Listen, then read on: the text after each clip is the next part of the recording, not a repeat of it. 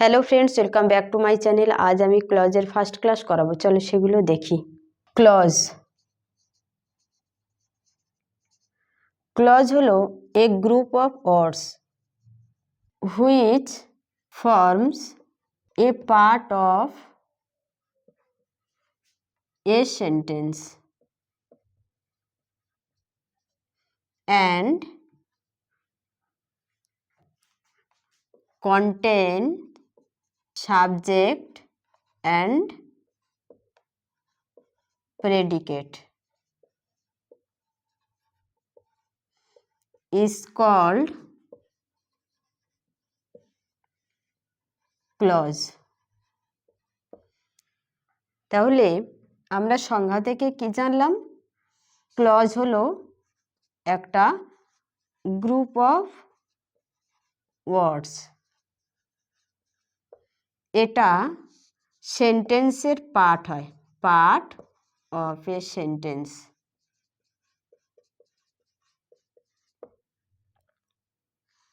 এর একটা সাবজেক্ট এবং প্রেডিকেট থাকে।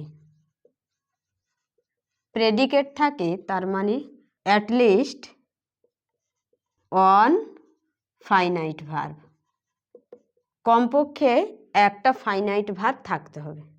বোঝা গেছে? তাহলে ক্লজ কি? ক্লজ হলো অনেকগুলো ওয়ার্ড একসঙ্গে নিয়ে গঠিত এবং এটা সেন্টেন্সের কোনো একটা অংশ হতে হবে যার মধ্যে সাবজেক্ট এবং প্রেডিকেট থাকবে। প্রেডিকেট মানে ফাইনাইট ভার্ব থাকা দরকার। বোঝা গেছে? কিন্তু ফ্রেজ কি জানলাম আমরা? ফ্রেজ হলো গ্রুপ অফ ওয়ার্ডস যার মধ্যে কোনো সাবজেক্ট এবং ফাইনাইট ভার্ব থাকবে না, সেটা হলো ফ্রেজ। যার মধ্যে সাবজেক্ট এবং ফাইনাইট ভার্ব আছে সেটা হলো ক্লজ। বোঝা গেছে? যেমন দেখো, many children were playing in the street. Many children were playing. Were playing কি? প্রেডিকেট। প্লেয়িংটা হলো ফাইনাইট ভার্ব, মেনি চিলড্রেন হলো সাবজেক্ট। তাহলে টোটালটা একটা সেন্টেন্স, পুরোটা হলো একটা সেন্টেন্স। আর এখান থেকে এই পর্যন্ত হলো সেন্টেন্সের একটা পার্ট।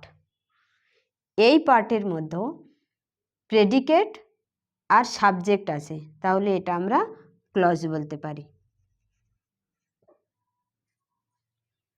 বোঝা গেছে? 2 নম্বর, they all looked at the ball lying on the ground. They all looked at the ball lying on the ground. এটা দেখো, দেটা সাবজেক্ট আর লুকটা হলো ফাইনাইট ভার্ব। তাহলে সাবজেক্ট এবং ফাইনাইট ভার্ব আছে, তাহলে এটা কি? এটা একটা ক্লজ আর এটা সেন্টেন্সের একটা পার্ট। আর উদাহরণ দেখো, they tried to kick the ball with their feet. They tried, they হলো সাবজেক্ট, টায়ার্ড হলো ফাইনাইট ভার্ব, তাহলে এটা কি? এটা একটা ক্লজ। 4 নম্বর এক্সাম্পল দেখো, they thought that they could play with it. They thought that they could play with it. এটা দেখো, থট কি ফাইনাইট ভার্ব, দে হলো সাবজেক্ট, তাহলে আমরা এটাকে একটা ক্লজ বলতে পারি। That they could play with it, এখানে could play finite verb, they হলো সাবজেক্ট, তাহলে সাবজেক্ট এবং ফাইনাইট ভার্ব আছে, তাহলে এটাকেও আমরা একটা ক্লজ বলতে পারি। বোঝা গেছে? সাবজেক্ট এবং ভার্ব থাকলে সেটা একটা ক্লজ হয়, সেটা সেন্টেন্সের যে কোনো জায়গায় থাক না কেন, ভার্ব থাকলে তার সাবজেক্ট থাকবে। বোঝা গেছে? চলো next, non finite clause. A clause that has a non-finite verb is called non-finite clause.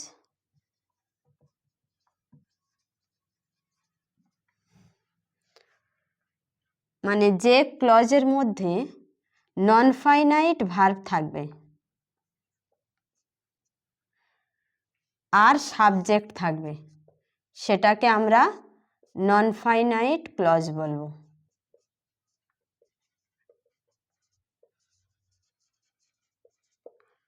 যেমন দেখো, having completed my studies, I went to sleep. এখানে দেখো, হ্যাভিং কমপ্লিটেড মাই স্টাডিজ মানে আমার স্টাডি কমপ্লিট হলে, আই ওয়েন্ট টু স্লিপ মানে আমি ঘুমাতে গিয়েছিলাম। এখানে দেখো, আমার স্টাডি কমপ্লিট হলে, মানে এখানে হ্যাভিং কমপ্লিটেড কি non finite verb, non finite verb, আর এখানে আইটা কি আছে, আন্ডারস্টুড, তাহলে এখানে সাবজেক্ট আছে আই আর নন ফাইনাইট ভার্ব আছে কি হ্যাভিং কমপ্লিটেড।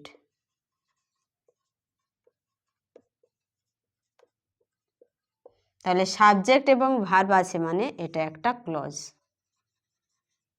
সেটা কি ক্লজ, নন ফাইনাইট ক্লজ।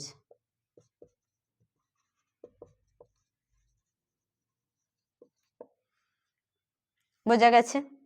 এবার দেখো, clauses are divided into two class. একটা হলো প্রিন্সিপাল ক্লজ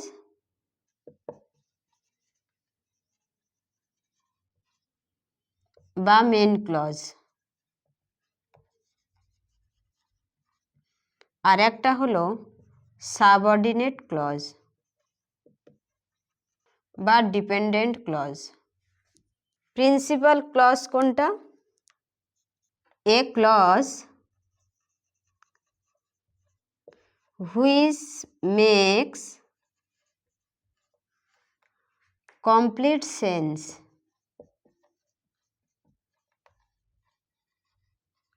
independently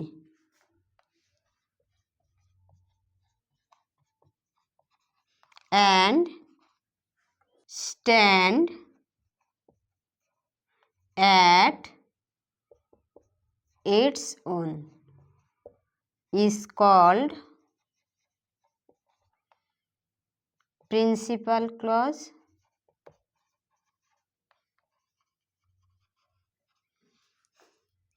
অথবা মেন ক্লজ অথবা ইন্ডিপেন্ডেন্ট ক্লজ।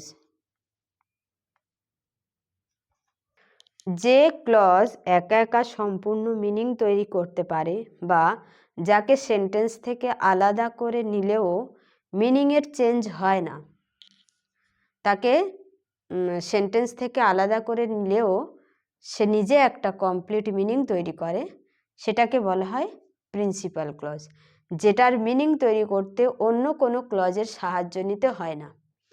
বোঝা গেছে? সেটা হলো প্রিন্সিপাল ক্লজ। এক্সাম্পল দেখো, he sang very well and got a prize. I went to the place where he was found. He sang very well and got a prize. যদি আমরা এটাকে এইভাবে লিখি, he sang very well, তাহলে এটা একটা complete meaning দিচ্ছে। আমরা ক্লজ কি জানি? সেন্টেন্সের পার্ট হতে হবে এবং সাবজেক্ট প্রেডিকেট থাকতে হবে। তাহলে প্রিন্সিপাল ক্লজ, যেটা আমরা সেন্টেন্স থেকে আলাদা করে নিলেও কমপ্লিট মিনিং দেয়, তাহলে এটা সেন্টেন্স থেকে আলাদা করে নিচ্ছি, কমপ্লিট মিনিং দিচ্ছে, তাহলে এটা কি? এই সেন্টেন্সের এটা হলো প্রিন্সিপাল ক্লজ।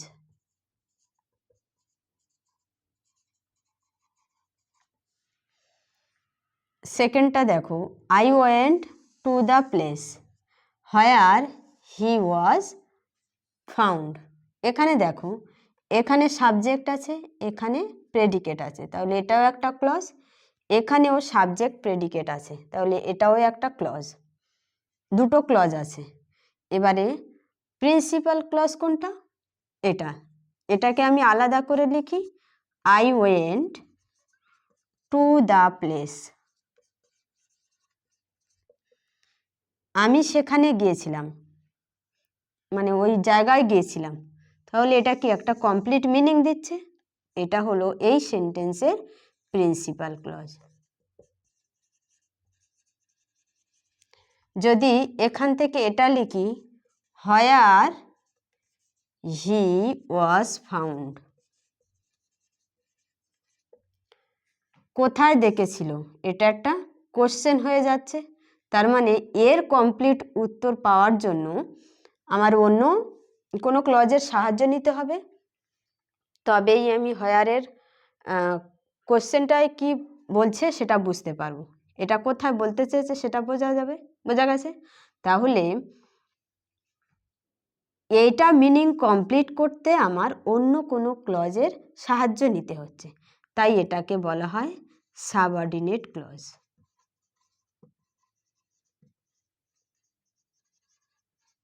আমরা এটাকে প্রিন্সিপাল ক্লজ বলতে পারবো না। বোঝা গেছে প্রিন্সিপাল ক্লজ কাকে বলে? চলো নেক্সট।